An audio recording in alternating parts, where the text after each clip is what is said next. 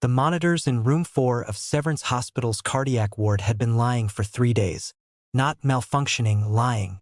Showing numbers that looked stable enough to dismiss, clean enough to ignore, just irregular enough that Jade Carter had been staring at them every shift since Tuesday, turning the pattern over in her mind the way you turn a stone that doesn't belong on a path. She wasn't assigned to room 4.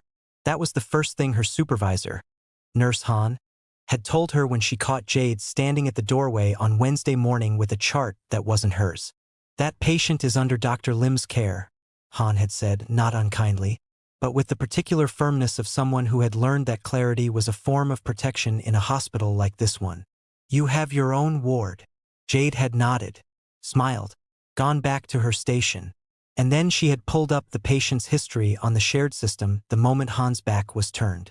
Her name was Yoon Seo-yeon, 41 years old, admitted 4 days ago with what Dr. Lim had classified as stress-induced arrhythmia following a reported episode of chest tightness at home. The notes were thorough. The diagnosis was clean. Everything about the file looked like a doctor who knew what he was doing. Jade read it twice. Then she read it a third time. She had grown up watching her grandmother move through the world the way water moves. Quiet, persistent, finding the shape of every container it entered. Her grandmother had been a nurse for 31 years in Atlanta, and she used to say that the most dangerous thing in medicine wasn't ignorance. It was the confidence that comes just before ignorance reveals itself. Jade had been a nurse for 7 years. 4 of those years in Seoul at Severance, where she had come on a contract that was supposed to last 18 months and had extended twice because she was, by every measurable standard, exceptional at her job. She had learned Korean not because it was required, but because she understood that language was the difference between hearing a patient and actually listening to them. She had learned the particular rhythms of this hospital, who to trust, who to watch, which doctors carried their uncertainty like armor, and which ones wore their competence lightly. Dr. Lim wore his competence like a suit he'd had tailored. Fit perfectly. That was the problem. What Jade had seen in the monitor readings from room 4 wasn't dramatic.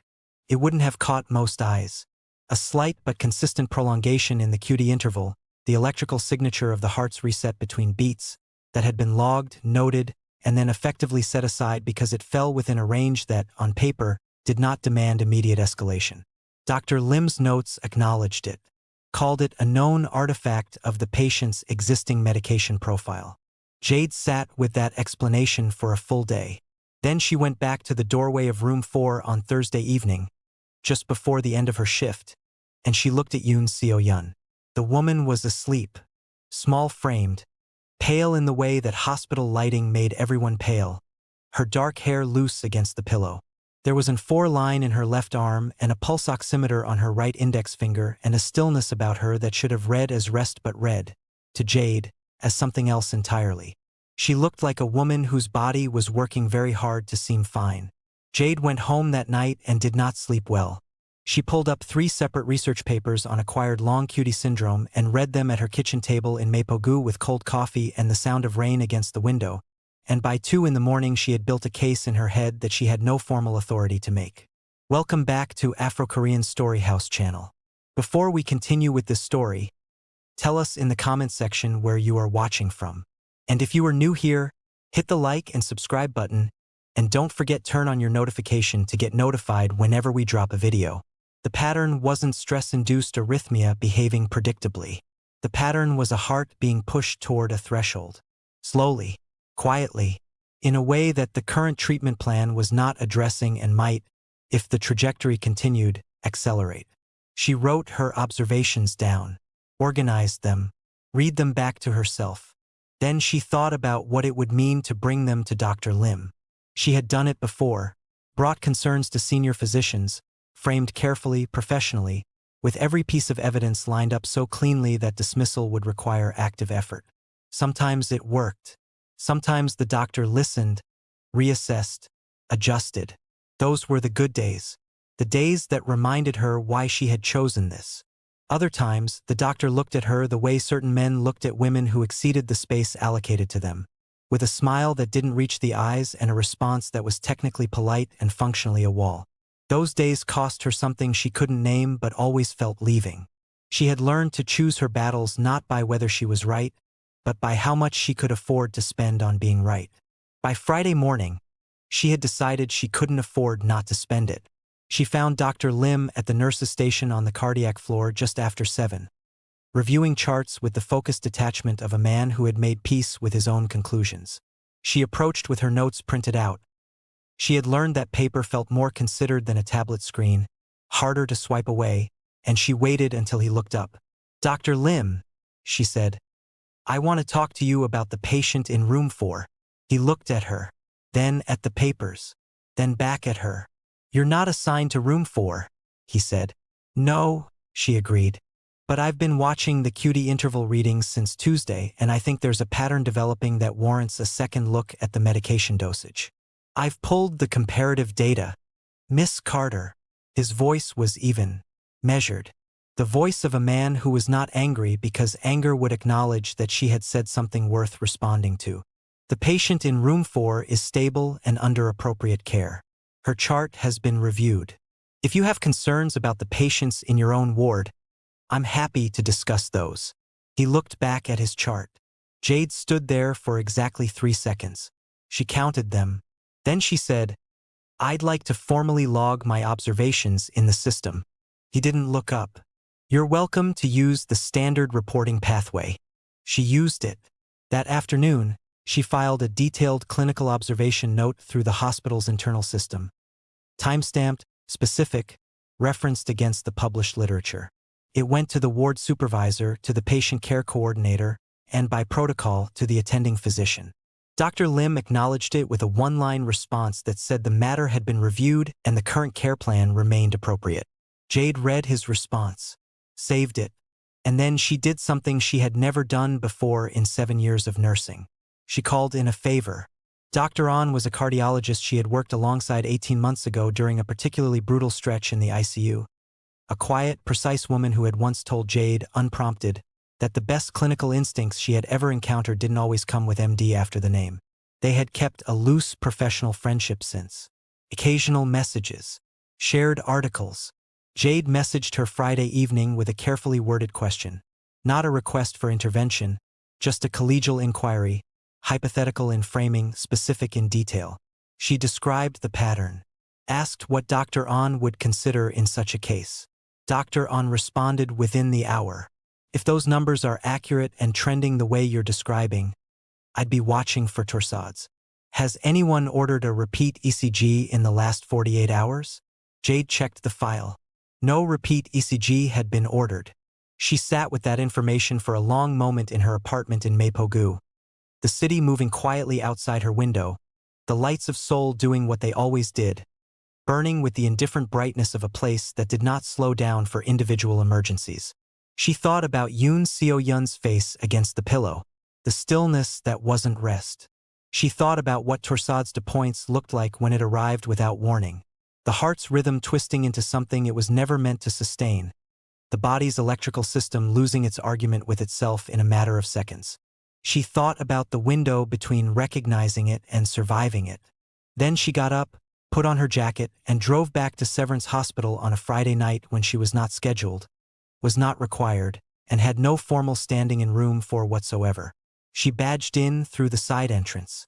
Walked the corridor to the cardiac ward with the particular calm she had trained herself to carry in situations where calm was the only currency that worked. Nodded to the night nurse at the station, a young man named Choi who knew her well enough not to question her presence. She was halfway down the hall toward room 4 when she heard the alarm. Not the soft alert tone that signaled a routine threshold breach. The other one. The one that meant the body had stopped negotiating. She was already running. The door to room 4 hit the wall when Jade pushed through it. So-yun was seizing. Not the violent, full-body convulsions that television had taught people to expect, but the quieter, more terrifying kind. Her body rigid against the mattress, her eyes half open and seeing nothing. The monitor above her bed screaming in the language that every nurse learned to translate before they learned anything else. Torsades de points. The rhythm on the screen was unmistakable. A twisting, chaotic spiral where a heartbeat should have been, the cardiac equivalent of a sentence that had lost all its words mid-thought. Jade was at the bedside before Choi reached the doorway. "Call a code," she said, not loudly, She had learned that panic in a voice traveled faster than information and arrived less useful. Get the crash cart. Now. Choi disappeared. Jade's hands were already moving, checking airway, repositioning, reading the monitor with the focused attention of someone who had spent 7 years training for the specific moment when training became the only thing standing between a person and what came after. She pulled the emergency drawer on the bedside unit, found the magnesium sulfate, checked the label with the automatic precision of muscle memory. Magnesium, the first-line intervention for torsades. The thing that should have already been part of this woman's care plan if anyone had been watching the right numbers. The crash cart arrived. A second nurse she didn't recognize well, young, 3rd or 4th year, eyes wide with the particular alertness of someone whose adrenaline had outpaced their experience. Jade directed her without looking away from the monitor. I need in 4-line confirmed and open. Check her existing access left arm. Tell me if it's patent. Yes, it's open. Magnesium sulfate, 2 grams, slow for push. I need you to draw it now. I need to confirm with the attending. Draw it, Jade said. The word landed with a weight that had nothing to do with volume. I will take clinical responsibility. Draw it now. The nurse drew it. Jade administered it herself, watching the monitor with the stillness of someone who had learned that stillness, in moments like this, was not passivity, it was precision. She talked to Seo-yun while she worked, low and steady, not because she was certain the woman could hear her, but because she had decided long ago that uncertainty was not a reason to withhold kindness. You're okay, she said. I've got you. Stay with me. The rhythm on the monitor continued its terrible spiral for 11 more seconds. Then, with the quiet authority of a body that had been given what it needed, it began to resolve. Not dramatically. Not the way it happened in films with a sharp, decisive beep and a room full of exhaled breath. Gradually, the pattern finding its shape again, the intervals reasserting themselves, the heart remembering what it was supposed to do. Jade watched it happen and felt, as she always did in these moments, the specific exhaustion of someone who had been right about something and found no satisfaction in it. By the time Dr. Lim arrived, 8 minutes after the alarm, which was not unreasonable by any standard measure and felt, to Jade, like a particular kind of eternity, Seo-yun's rhythm had stabilized. The magnesium was in. The crisis had passed its peak. Lim stood in the doorway and took in the room with the eyes of a man reassembling a narrative in real time. He looked at the monitor, at the crash cart, at the medication log the young nurse was filling in with shaking hands, at Jade, standing at the bedside with her arms at her sides and her expression carefully, professionally neutral. What happened? He said. Torsades, Jade said. Resolved with magnesium sulfate, 2 grams 4. She's stable. Her rhythm has been holding for the last 4 minutes. She paused. I'd recommend a cardiology consult first thing tomorrow and a full medication review tonight. Lim looked at the monitor for a long moment. Then he looked at her. She held his gaze with the patience of someone who had nothing left to prove and no interest in proving it anyway. I'll take it from here, he said.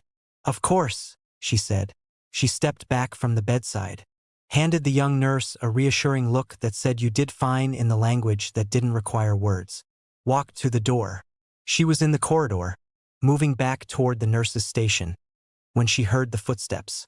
They were not hospital footsteps.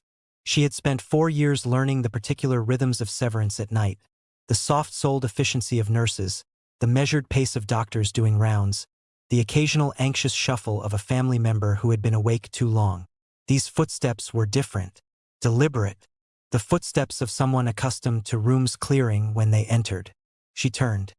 He was tall for a Korean man, not exceptionally so, but tall enough that it registered, combined with the breadth of his shoulders and the quality of his coat, which was the kind of dark wool that didn't come from anywhere with a visible price tag. His face was sharp-featured and handsome in the way that certain kinds of authority made men handsome. Not softness, but a precision that years of being obeyed had carved into something close to it. He was moving fast. Not running, but the compressed version of running that men like him performed in public spaces where running would have looked like loss of control. Behind him, 2 men in suits kept pace with the practiced invisibility of people whose job was to be present without being seen. Jade recognized the type before she recognized the man. She had been in Seoul long enough. He was heading for room 4. She was standing directly in his path. She didn't move aside. Not out of confrontation. She simply didn't register in the half-second available that moving aside was what the situation required. She was still in the focused aftermath of the last 20 minutes, still carrying the particular tunnel vision of clinical emergency, and her body had not yet fully returned to the social world and its protocols. He didn't slow down. His hand came up. Not a punch, not a grab, the gesture of a man who had never needed to think about what his hands did in spaces he considered his own, and the back of it caught her across the cheek with a force that was casual in its delivery and stunning in its effect. She hit the corridor wall. The sound was quiet, a breath, the soft impact of a shoulder against painted concrete.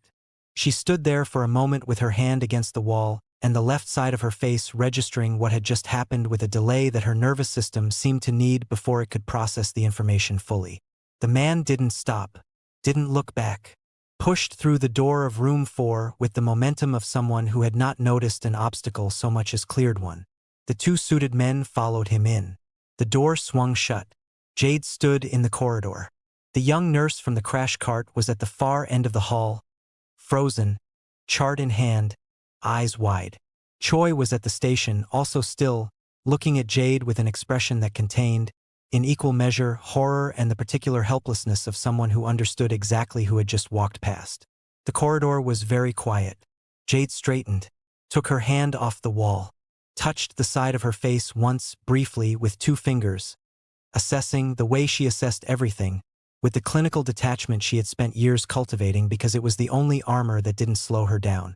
She was not crying. She noted that with a distant kind of interest, the way she noted clinical data, not judgment, just observation. Her eyes were dry and her hands were steady, and the left side of her face was beginning to ache with the dull insistence of a bruise forming. She looked at Choi. He looked back at her. "Who is he?" she said. Her voice came out even. She was mildly surprised by that. Choi's mouth worked for a moment before the words found their shape. "Yoon Jae-won," he said quietly. "His wife is." "I know who his wife is," Jade said. She looked at the closed door of room 4. Through it, she could hear the low register of a man's voice. Urgent, demanding, the voice of someone who had arrived at a crisis and needed it explained to him in terms that made him the center of it. On the other side of that door was a woman whose heart Jade had just pulled back from the edge. A woman whose husband had walked past the person who saved her without a word, without a glance, without a single moment of awareness that the obstacle he had cleared was the reason his wife was still alive to be stood over and worried about. Jade let that sit in her chest for exactly as long as she allowed herself. Then she picked up the clipboard she had dropped when she hit the wall, straightened her uniform, and walked back to the nurse's station to finish her documentation. She had a report to write, and she was going to write every word of it. The report took her 40 minutes. Not because the facts were complicated, they weren't. The clinical sequence was clean and linear, the kind of documentation that wrote itself when you had been trained properly and paid attention. Presenting condition, observed deterioration, intervention rationale, medication administered, outcome. Jade had written hundreds of reports like it. She could have done it in 15 minutes on a slow night. It took 40 because she wrote it the way she wrote everything that mattered, with the patience of someone who understood that words, once submitted into an institutional system, became a kind of permanence. They could be ignored.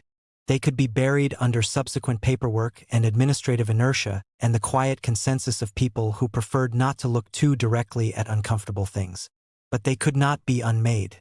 She wrote her clinical observations from Tuesday through Friday. The QD interval readings, time-stamped. Her conversation with Dr. Lim on Friday morning, quoted as accurately as memory allowed. The formal observation note she had filed through the standard reporting pathway and its one-line acknowledgement. Her consultation with Dr. On, referenced without identifying detail. Her decision to return to the hospital on her off hours. The specific clinical presentation she had found in room 4 upon arrival. The intervention. The outcome. She wrote it all in the flat, precise language that institutional documents required. No emotion, no editorializing, no language that could be characterized as grievance. Just sequence. Just fact. Then she added one final paragraph. She described, in the same flat and precise language, that following the stabilization of the patient in room 4, she had been struck across the face by a man entering the corridor at approximately 11:43 p.m. She noted that the blow had made contact with her left cheek. She noted that the man had not stopped. She noted the names of the 2 staff members present who had witnessed the incident. She noted that she was documenting the physical contact for the record and reserving the right to pursue formal reporting through appropriate channels. She read it back once. Then she submitted it, logged out of the system, and sat for a moment at the nurse's station with her hands flat on the desk and the hospital moving its quiet nighttime rhythms around her. Choi brought her an ice pack without being asked, set it on the desk beside her hand and didn't say anything, which was exactly the right thing to do. She pressed it against her cheek and looked at the wall. She was thinking about her grandmother, not sentimentally, not the warm, gauzy recollection of someone reaching for comfort. She was thinking about her grandmother the way she thought about her when she needed to locate herself, to find the fixed point from which she could take a bearing on where she was and how she had gotten there. Her grandmother had worked 31 years in a hospital in Atlanta where she was, for most of those years, one of very few black nurses on staff. She had never spoken about it with bitterness, not because the bitterness wasn't earned, but because she had made a decision somewhere along the way that bitterness was a tenant she couldn't afford to house. Took up space. It ate resources, complicated the work. What she had said more than once in the particular way of women who repeat things not for emphasis but because they mean it every single time, was this: do the work so well that ignoring you becomes the hardest thing they've ever done. Jade had lived by that. 7 years of nursing. 4 years in a country that was not hers, in a language she had learned from scratch, in a hospital where she had been, on more occasions than she cared to catalog, the only black woman in a room that hadn't been designed with her in mind. She had done the work. She had done it better than was required and quieter than was comfortable, and with a consistency that had built her, slowly, a reputation that even the people who might have preferred to overlook her could not reasonably dispute. She had filed reports. She had used proper channels. She had framed her concerns carefully and professionally, and with every piece of evidence lined up so cleanly that dismissal required active effort. And tonight, a man had walked through a hospital corridor and hit her like she was furniture. She sat with that. The ice pack was cold against her cheek. The ward was quiet. Through the wall, distantly, she could hear the low rhythm of monitors doing their work. She was not going to cry. She had established that already. What she was doing, she realized, was something more deliberate than crying. She was deciding. Sitting in the specific stillness of someone at the moment just before a choice becomes irreversible, feeling the weight of it, making sure she understood what she was choosing. She thought about what she knew. She knew who Yoon Jae-won was. After Choi had said the name, she had spent 3 minutes on her phone while the report was compiling, and 3 minutes had been more than enough. His name appeared in no criminal record she could access. It appeared in no news article that made direct accusations. It appeared, instead, in the careful negative space that powerful men in Seoul sometimes occupied. The business registrations with no obvious business, the social connections that mapped, if you followed them far enough, to city officials and prosecutors, and the particular geography of influence that didn't announce itself because announcement was for people who needed to be known. She knew that Dr. Lim had been Seo Yun's attending physician for 4 days and had, in those 4 days, missed what Jade had identified from a doorway. She knew that Seo Yun was alive right now because Jade had come back to this hospital on a Friday night with no authority and no obligation and had moved faster than the emergency warranted slowness. And she knew that none of the people in room 4, not the man in the expensive coat, not the 2 suited men behind him, not even the doctor who had arrived 8 minutes after the alarm, knew any of that. Or if they knew, had not yet understood what it meant. That gap between what had happened and what was understood. That was where Jade lived now. She pressed the ice pack more firmly against her cheek and thought about what she wanted to do with it. The obvious thing, the thing that a certain kind of person would call justice, was to let the report do its work. To go through the hospital's incident reporting system, to escalate formally, to allow the institution to process the event through its established mechanisms and arrive at whatever consequence those mechanisms were capable of producing. She knew what that would produce. She had no illusions about it. A man like Yoon Jae-won did not encounter institutional mechanisms the way ordinary people did. The paperwork would move. Meetings would be scheduled. Language would be carefully chosen. And somewhere in that process, the weight of who he was and what he represented would press against the proceedings with the quiet, irresistible force of water finding the lowest point, and the outcome would be something that looked, from a distance, like accountability and felt up close like a door closing.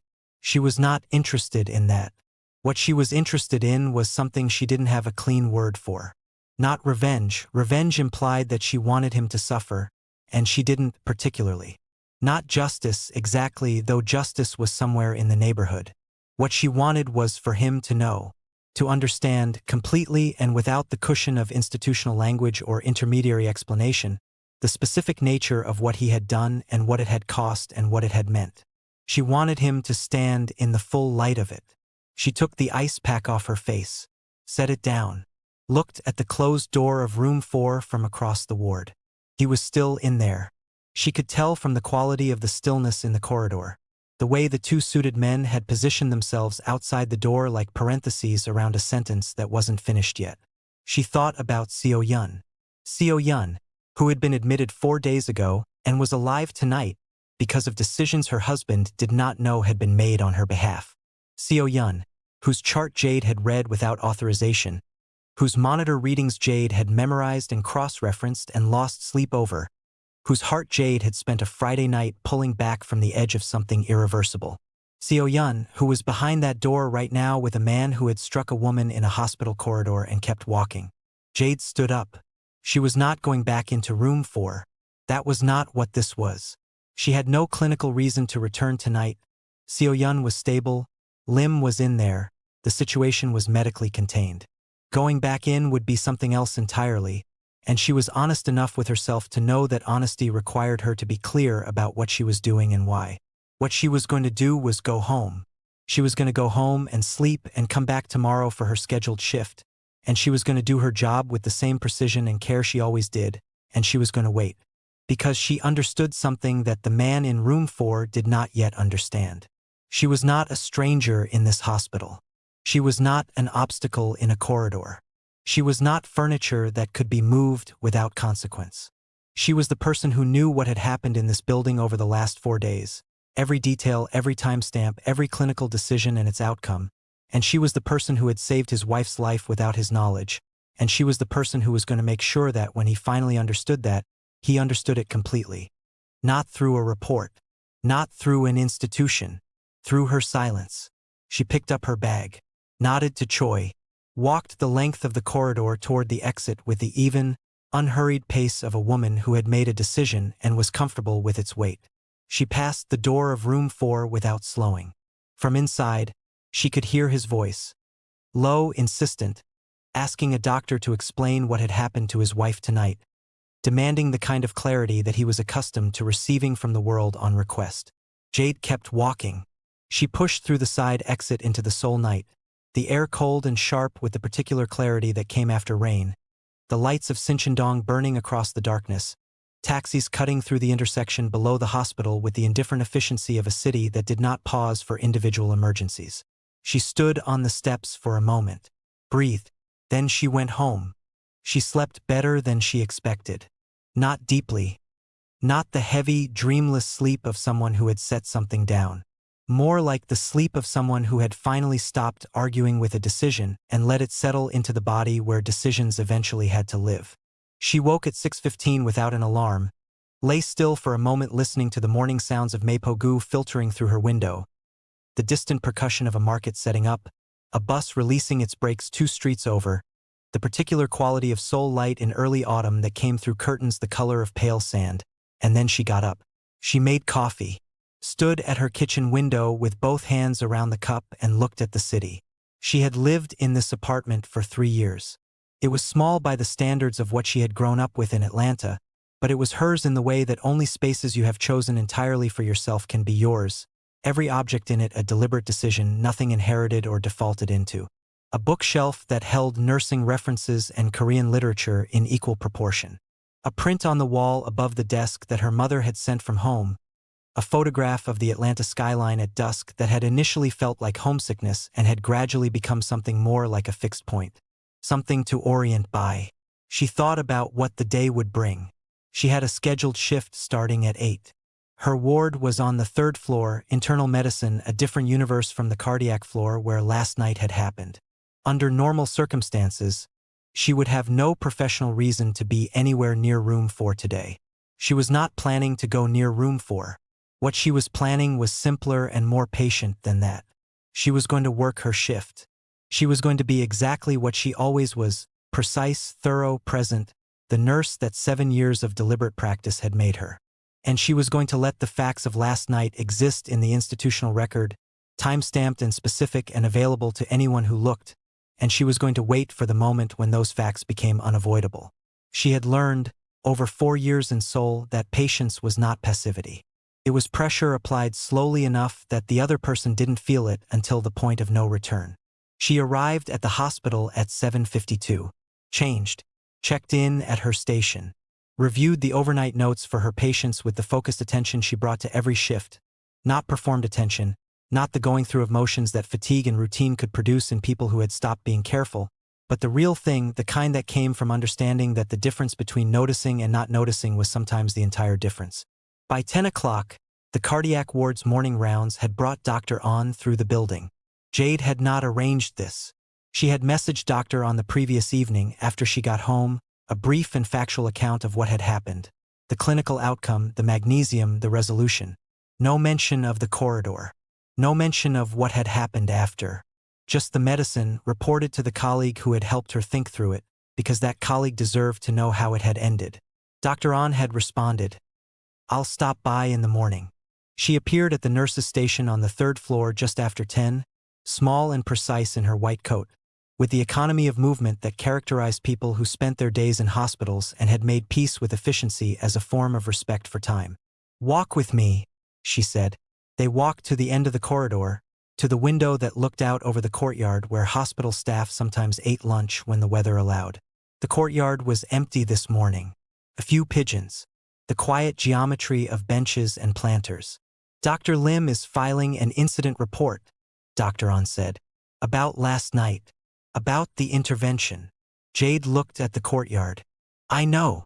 He's framing it as an unauthorized clinical action by a nurse outside her assigned ward. I know that too." Dr. On was quiet for a moment. "Your documentation is thorough." "It is. The timestamps establish a clear sequence. Anyone reviewing the file will be able to see what you flagged, when you flagged it, and what happened when it was dismissed." "That was the intention." Dr. On turned to look at her. She had a way of looking at people that reminded Jade of the best physicians she had worked with. Not the ones who looked at patients, but the ones who looked for them, searching the surface of what was presented for what was actually true underneath. "There's something else," Dr. On said. Jade waited. "The patient's husband came to the administrative office this morning, early before rounds. He spoke with the hospital director." Jade felt something move through her chest. Not surprise. Something more like the recognition of a pattern she had already anticipated. Arriving on schedule. "What did he want?" she said, though she had a reasonable idea. "Information about what happened last night. Who intervened. The clinical sequence." Dr. On paused. "He was asking about the nurse." Jade looked back at the courtyard. A pigeon landed on the back of a bench and regarded the empty space around it with the blank authority of something that had decided it belonged wherever it was. "What did the director tell him?" "I don't know the specifics, but the director called me afterward. Asked me to provide context on the clinical picture." She paused again. "I told him the truth. What the QT interval pattern indicated. What the appropriate intervention was. What the outcome would likely have been without it." Jade turned to look at her. Dr. On met her eyes. "I told him that the nurse who intervened had identified a risk that the attending physician had been formally notified of and had not acted on, and that the patient was alive this morning because that nurse came back to this hospital on her night off." The words landed in the space between them with a weight that neither of them remarked upon. "Thank you," Jade said. "I told the truth," Dr. On said simply. "That's a different thing from doing you a favor." They stood at the window for another moment. Below, a staff member crossed the courtyard with a coffee cup and a phone, moving with the compressed purposefulness of someone between things. "He's still here," Dr. On said. "The husband. He hasn't left the building." Jade absorbed this. "His wife is being moved to a private room this afternoon," Dr. On continued. "Upper floor. Cardiology has taken over her care. The medication review is underway." A beat. "She's going to be fine." "I know," Jade said. She did know. She had known it from the moment the rhythm resolved on the monitor last night. Known it with the particular certainty that came not from optimism but from reading a body the way she had learned to read bodies, attending to what they were actually saying beneath the surface of what they appeared to be doing. Seo-yun was going to be fine, and her husband was somewhere in this building, asking questions, carrying the weight of a night he didn't fully understand yet, standing at the edge of a story whose shape he had not yet been able to see. Jade thought about the corridor, the back of his hand, the wall. She thought about it with the same clinical detachment she had applied to everything else. Not suppressing it, not performing equanimity she didn't feel, but genuinely placing it in the part of her mind where facts lived, where things that had happened were stored and examined and understood rather than felt repeatedly in the way that wounds required if they were going to keep hurting. It had happened. She had documented it. 2 witnesses had seen it. What happened next was not up to her to engineer. She had learned, over a long time and at some cost, that engineering outcomes was exhausting and unreliable, and that the most durable form of truth was the kind that didn't need your help to arrive. You documented. You were precise. You did the work. And then you let the facts move at their own pace through the world, because facts, unlike arguments, didn't need to be won. She straightened, smoothed her uniform. "I should get back," she said. Dr. On nodded. "Jade." She said it in the way that meant there was one more thing. "Whatever he said to the director this morning, whatever he's looking for, I want you to know that there are people in this building who saw what you did last night, who understand what it was." Jade looked at her for a moment. "That matters," she said, and she meant it. She walked back down the corridor to her ward, picked up the chart for the patient in room 7. A 63-year-old man recovering from a respiratory infection, complicated by mild cardiac history, who had been anxious and uncommunicative since admission and whom Jade had been working to reach, slowly, with the patient and unhurried attention she gave to people who had decided the world wasn't listening. She pushed open the door to room 7. The man was sitting up in bed, which was new. He looked at her when she entered with an expression that had shifted, overnight, from closed to something more provisional. Not open, exactly, but no longer entirely shut. "Good morning," she said in Korean. "You look better." He considered this. "The food is still bad," he said. "The food is always bad," she said. "That part doesn't change." Something almost like a smile moved across his face. She pulled the chair to his bedside and sat down, because sitting said something standing didn't, and began her assessment with the unhurried care of someone who had decided, a long time ago, that this, exactly this, was what the work was. She was in room 7, 40 minutes into a conversation that had taken 3 days to begin, when her pager went off. She looked at it. The message was from the hospital director's office. Said, "Please come when you're free. No urgency." She finished with her patient, made sure he had what he needed, wrote her notes, and then she walked at her own pace toward the administrative wing on the 2nd floor, carrying nothing but the facts of the last 4 days and the quiet, settled weight of someone who had already decided what she was and was not willing to do. The director's secretary showed her in without making her wait. The director was a man in his late 50s named Park, with the careful manner of someone who had spent decades managing the gap between what institutions could do and what people needed them to do. He was not unkind. He was also not simple. He gestured to the chair across from his desk. She sat. "Thank you for coming," he said. Then, with the directness that she had always appreciated in him, "Mr. Yoon Jae-won would like to meet with you." Jade looked at him steadily. "He came to my office this morning," Park continued. Once he understood the full picture of what happened last night, Dr. On's account was, he chose the word carefully, clarifying. "I imagine it was," Jade said. "He asked if it would be possible to speak with the nurse who intervened." Park looked at her across the desk with the expression of a man who understood more than he was saying and was choosing, deliberately, to say only what was necessary. I told him I would pass the request along. Jade was quiet for a moment. Outside the director's window, Seoul moved in its relentless way, the city indifferent and enormous and ongoing, full of people making decisions in rooms that the rest of the world would never know about, carrying weights that didn't show from a distance. "Where is he?" she said. "The family waiting room on the 4th floor," Park said. "He's been there since 9. Jade looked at the window. She thought about the corridor, the wall. The ice pack Choi had set beside her hand without being asked. She thought about Seo-yun's rhythm finding its shape again on the monitor, the heart remembering what it was supposed to do. She thought about her grandmother's hands, steady, unhurried, moving through 31 years of work with the patience of someone who had decided that the work itself was the answer to everything the world had failed to be. She stood up. "Tell him," she said, "that I've noted his request." Park looked at her. "That's all," she said. She walked to the door, opened it, stepped through. The 4th floor waiting room had a window that faced west. Jade knew this because she had sat in that waiting room once, 14 months ago, during a stretch of night shifts that had run long and brutal, waiting for a colleague who had collapsed on the ward and been admitted before anyone understood what was happening.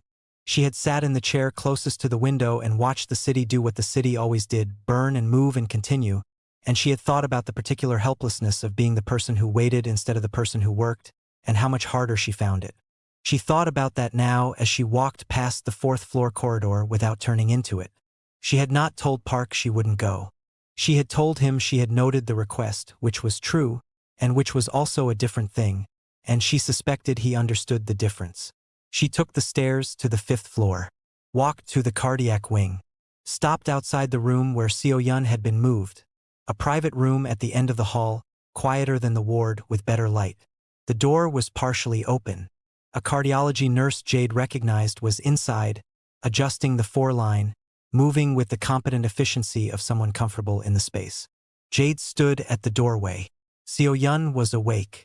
She was sitting up slightly, her dark hair pulled back now, her face carrying the particular quality of someone who had come through something large and was still in the process of understanding its dimensions.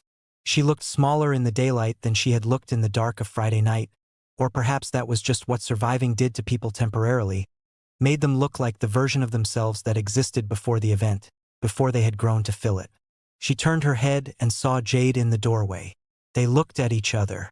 Jade had not planned this. She had walked up here with no clear intention beyond the need to be in motion, to do something with the restlessness that Park's message had deposited in her chest. And this was where her feet had brought her. She raised one hand in a small, neutral acknowledgement. Not a wave, just a recognition. Seo-yun looked at her for a long moment with eyes that were very still and very awake. Then she said something, quietly, in Korean, too low for Jade to catch from the doorway. Jade stepped in. "I'm sorry," she said in Korean. "I didn't hear you." Seo-yun looked at her with the careful attention of someone choosing words from a limited reserve of energy. "Were you here last night?" she said. Jade looked at her. "Yes." Seo-yun was quiet for a moment. Her hands were folded in her lap, the 4-line running from her left arm to the drip stand beside the bed. She looked at her hands, then back at Jade. "They told me this morning," she said. "What happened?" "What?" She stopped, seemed to reorganize. "They told me there was a nurse." "Yes," Jade said.